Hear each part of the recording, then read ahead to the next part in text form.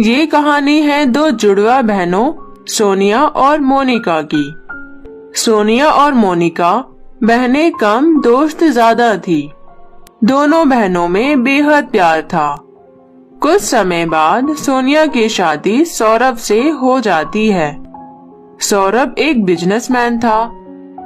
कुछ समय बीत जाने के बाद सोनिया एक प्यारी सी बेटी को जन्म देती है। वो अपनी बेटी का नाम रखती है तारा। देखते ही देखते तारा अब बड़ी हो जाती है और स्कूल जाने लगती है।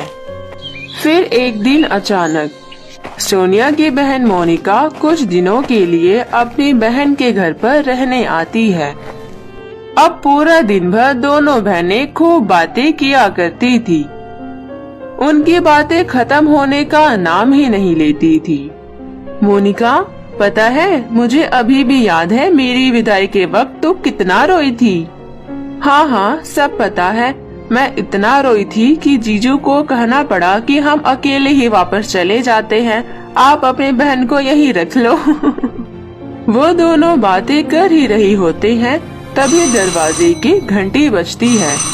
लेकिन दोनों बहनें बातों में इतना मग्न होती हैं कि उन्हें घंटी की आवाज सुनाई ही नहीं देती। पर दरवाजे की घंटी लगातार बजती रहती है।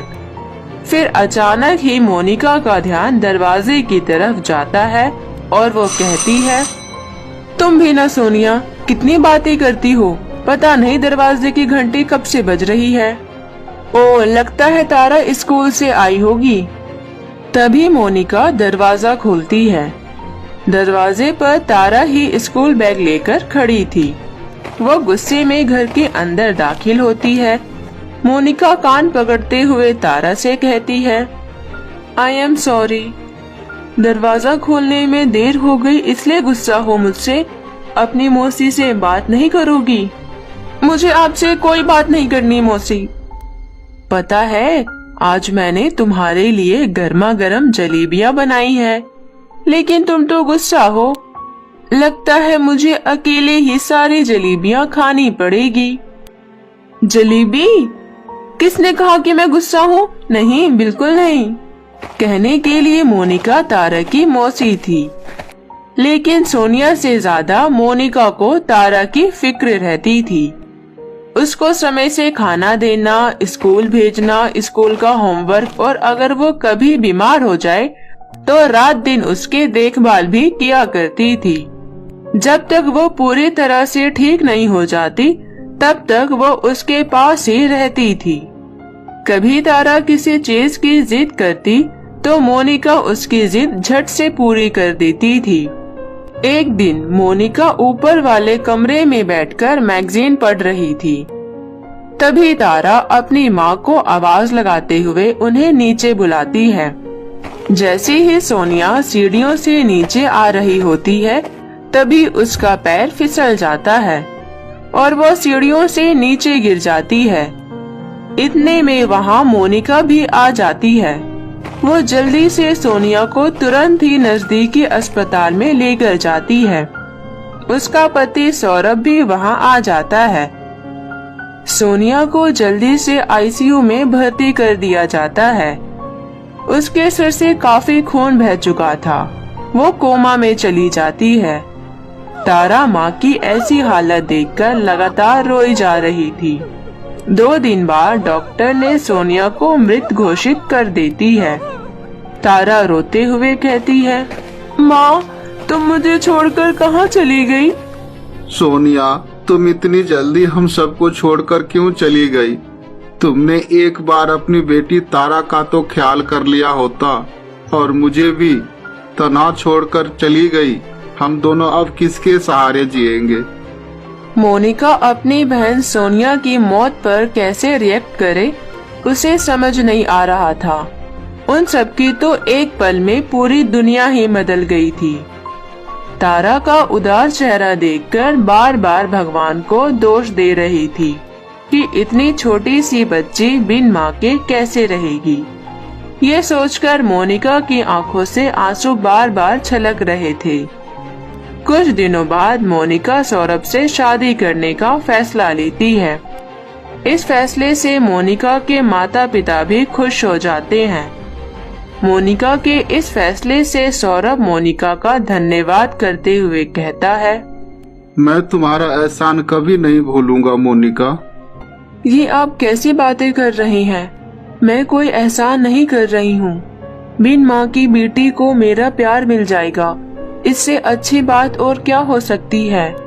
आज से मैं तारा की मासी नहीं माँ हूँ। तारा बोलोगी ना मुझे माँ? हाँ माँ। इस तरह सौरभ और मोनिका की शादी हो जाती है। मोनिका तारा को बहुत प्यार करती थी। उसे कभी माँ की कमी महसूस नहीं होने देती थी। लेकिन ये प्यार कुछ ही दिनों के लिए था। कुछ महीनों बाद मोनिका एक प्यारी सी बच्ची को जन्म देती है। माँ बनने के बाद मोनिका का व्यवहार तारा के प्रति बदल जाता है। वो पूरा दिन भर अपनी बच्ची के साथ ही बिताती थी और तारा उसे अब बोझ सी लगने लगती है। एक दिन सुबह स्कूल के समय मोनिका तारा को डांटते हुए उसके कमरे में आती है और कहती है, तारा, तुम्हें कितनी बार बोला है कि सुबह जल्दी अपने आप उठ जाया करो। यहाँ तुम्हारा कोई नौकर नहीं है कि तुम्हें कोई जगाने आए। क्या हुआ माँ? अरे मैंने तुझे कितनी बार कहा है ना, मैं तेरी माँ नहीं मौसी हूँ। लेकिन आपने ही तो कहा था कि मैं आपको माँ बुलाऊं, मासी नहीं। तारा को कुछ समझ नहीं आ रहा था कि अचानक उसके मासी का व्यवहार इतना क्यों बदल गया। मोनिका जो पहले तारा से बहुत प्यार करती थी, अचानक उससे नफरत करने लगती है। उसे लगता था कि तारा के इस घर में रहने से उसे और उसके बच्चे को घर में पूरा हक नहीं दिया जाएगा, क्योंकि सौरभ की जायदाद में तारा का भी हिस्सा था। अब मोनिका तारा से घर का काम करवाने लगती है। उसे अक्सर परेशान किया करती थी। तारा, कहाँ मर गई? मेरा तो गला बैठ गया तुझे बुला बुला कर। कहाँ है तू? क्या हुआ माँ? मैं स्कूल का होमवर्क कर रही थी। तुझे कौन सा पढ़ लिख कर कलेक्टर बनना है? बड़ी आई स्कूल का होमवर्क करने वाली। शादी के बाद तो चूल्हा चौका ही तो करना है। चल जा, मेरे लिए रसोई में जाकर एक कप कॉफी बना कर ला। लेकिन मुझे तो कॉफी बनाने आती ही नहीं। तुझे क्या आता है, मुफ्त की रोटियां खाना? अब मोनिका किसी न किसी बहाने से तारा को परेशान किया करती थी और ताने देती रहती थी। लेकिन एक दिन उसने तारा को अपनी एक महंगी साड़ी प्रेस करने के लिए दे देती है। लेकिन प्रेस करते वक्त तारा से साड़ी जल जाती है। ये देख मोनिका गुस्से से तारा से कहती है, तुझे कितनी बार बोला है कि हर काम ध्यान से किया करो। तुम्हें पता है कितनी महंगी साड़ी थी मेरी? मुझे तो लगता है तूने जानबूझकर ये साड़ी जलाई है। नहीं मौसी, मैं ध्यान से कर रही थी, पता नहीं कैसे जल गई। एक तो मेरी साड़ी जला दी, ऊपर से मुझसे जबान चलाती है। इतना कहते ही मोनिका तारा के गाल पर जोरदार चाटा मार देती है और तारा रोने लगती है। अब चुप हो जाओ और हाँ, खबरदार जो अपने बाप को कुछ भी बताया तो। मोनिका की मार से तारा को बुखार आ जाता है, लेकिन मोनिका का कठोर दिल फिर भी नहीं पिघलता। शाम को जब सौरभ घर आता है, उसने तारा के बारे में मोनिका से पूछा तो मोनिका ने कहा वो खाना खाकर सो गई है। रात को सौरभ खाना खाकर अपने कमरे में सो जाता है। तभी उसे सपने में अपनी पहली पत्नी सोनिया दिखाई देती है। सौरभ, लगता है आजकल तुम बहुत ही ज्यादा बिजी हो गए हो। हमारी बेटी के लिए भी तुम्हारे पास समय नहीं है। मैं चली गई तो तुमने अपनी जिम्मेदारी भी छोड़ दी। मेरी बेटी बहुत तकलीफ में है, प्लीज उसकी मदद करो। सौरभ हड़बड़ाकर एकदम से उठ जाता है।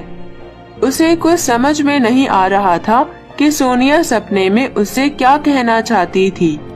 वो जल्दी से उठकर तारा के कमरे में जाता है तो देखता है कि तारा बुखार से तड़प रही थी और उसके गालों में थप्पड़ के निशान भी थे।